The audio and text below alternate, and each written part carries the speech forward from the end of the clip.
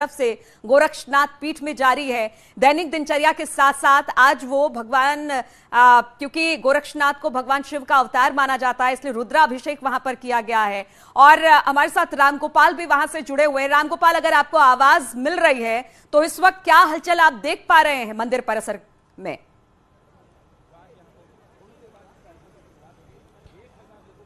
पहली अपडेट तो ये बता दें कि आज जो है मुख्यमंत्री योगी आदित्यनाथ करेंगे और अब जो रुद्राभिषेक चल रहा था वो अब खत्म हो गया है। अब से कुछ ही देर बाद 10:15 के बाद वो गोरक्षनाथ मंदिर से निकलेंगे और एयरपोर्ट जाएंगे। लेकिन और एक अपडेट और है कि गृह मंत्री अमित शाह का जो शाम 5:30 बजे तक का गोरखपुर कार्यक्रम था, उस कार्यक्रम में अब तब्दीली की गई है। गृह मंत्री अब 1:30 बजे ही गोरखपुर से रवाना हो जाएंगे। इस वक्त मैं उस रैली स्थल पे मौजूद हूं जहां पे जो वो रैली करेंगे। यहां पे अभी 10:50 पे गृह मंत्री अमित शाह और मुख्यमंत्री योगी आदित्यनाथ आएंगे और यहां पे जो लोग हैं उनको संबोधित करेंगे। और उस संबोधन के बाद ठीक अगर मैं दिखाने की कोशिश करूं, जो दूसरी तरफ गेट है, इसी गेट से वो निकल के कलेक्ट्रेट परिसर चले जाएंगे। चूंकि यहां से कुल 250 मीटर की ही दूरी कलेक्ट्रेट परिसर की है, तो वो कलेक्ट्रेट परिसर जाएंगे और उनके साथ अमित शाह भी रहेंगे और वहां पे वो नामांकन करेंगे। और आज नामांकन एनडीए के जो सहयोगी दल है निषाद पार्टी, जिनको चौरी चौरा सीट दिया गया है, उनके भी श्रवण निषाद वो भी नामांकन करेंगे, उसमें भी अमित शाह मौजूद रहेंगे। तो उस नामांकन के बाद फिर एक डोर टू डोर कैंपेन है, उसमें शामिल होने के बाद गोरक्षनाथ मंदिर जाएंगे, वहां पे भोजन करेंगे और अमित शाह निकल जाएंगे। जिसके बाद जो अन्य 2 कार्यक्रम है वो मुख्यमंत्री योगी आदित्यनाथ जो है वहां पे शिरकत करेंगे। महिला मोर्चा की बड़ी संख्या में पदाधिकारी हमारे साथ हैं, उनसे बात करते हैं। कैसा जोश है? बहुत ज्यादा जोश है सर, इतना ज्यादा जोश है ना कि 101% से श्री महाराज जी मेरे यहाँ से जीत के जाएंगे। क्या जोश है?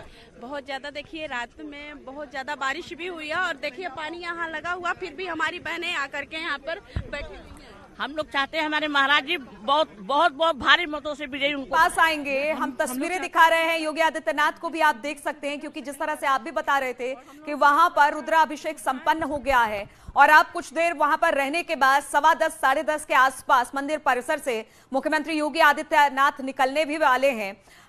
ठीक है, वहां पर महिला मोर्चा पहुंच चुकी है और बाकी भी कार्यकर्ता बीजेपी के वहां पर पहुंच चुके होंगे। जरा बताइए कि किस तरह से जोश है और किस तरह से खुशी है कि उनके विधानसभा क्षेत्र से सीएम योगी पहली बार विधानसभा चुनाव लड़ रहे हैं।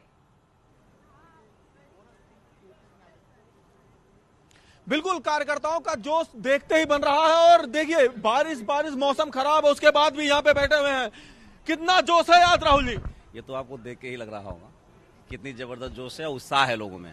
और निश्चित तौर पे अब इतिहास बदलने जा रहा है और भारी ऐतिहासिक बहुमत से पूज्य योगी जी है। भाई साहब, निश्चित रूप से इतने विपरीत परिस्थिति मौसम में भी भारतीय जनता पार्टी कार्यकर्ता, आम जनमानस आज यहाँ एकत्रित होगा और यहीं से पूरे पूर्वांचल को संदेश जाएगा। भारतीय जनता पार्टी प्रचंड बहुमत। क्या स्थिति रहेगी सदर की?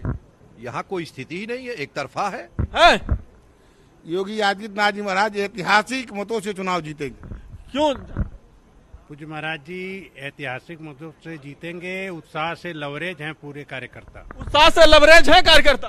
एकदम उत्साह से, हाँ एकदम भरपूर। बिल्कुल उत्साह से लवरेज है और तस्वीरें भी हम आपको दिखा रहे हैं। मंदिर परिसर में पूजा अर्चना करने के बाद अपने गुरुओं की भी पूजा अर्चना की है, आराधना की है मुख्यमंत्री योगी आदित्यनाथ ने। और अब से कुछ देर में मंदिर परिसर से निकलेंगे तो सीधे अमित शाह को रिसीव करने पहुंचेंगे, क्योंकि आज इस नॉमिनेशन फाइल के दौरान अमित शाह यानी गृह मंत्री अमित शाह भी उनके साथ रहने वाले हैं। तस्वीरें लगातार हम दिखा रहे हैं। प्रशांत जी, जब भी कार्यकर्ताओं से बात की जाए, गोरखपुर की जनता की बात की जाए, तो उन्होंने कहा कि कोई डाउट ही नहीं है, यहां से मुख्यमंत्री जीत कर आएंगे और हम उन्हें जिताएंगे।